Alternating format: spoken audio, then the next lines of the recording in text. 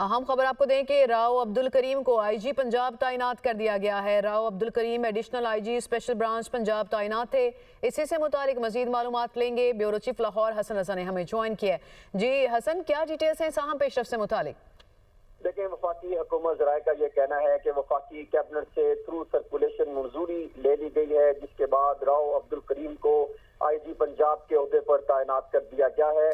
راؤ عبدل کریم اس وقت جو additional I G special branch کے عہدے پر کام کر رہے ہیں۔ راؤ عبدل کریم کا تعلق پولیس سروس آف پاکستان کے 24ویں کامن سے ہے اور ان کا شمار انتہائی قابل، پروفیشنل، منجے ہوئے تجربہ کار افسران میں ہوتا ہے۔ راؤ عبدل کریم ان دنوں additional I G special branch Punjab کے عہدے پر خدمات انجام دے رہے ہیں۔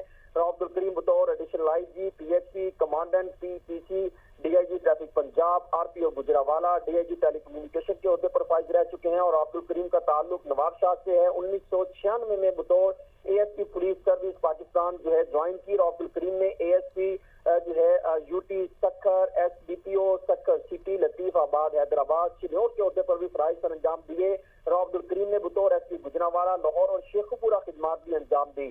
راؤ عبد الکریم نے بطور ڈی پی او میاں والی، قصور اور ڈھنگ میں بھی خدمات انجام دے چکے ہیں اور ان کا شمار ایک اچھے اور قابل افسران میں ہوتا ہے۔ پولیسنگ کے حوالے سے مہارت رکھتے ہیں۔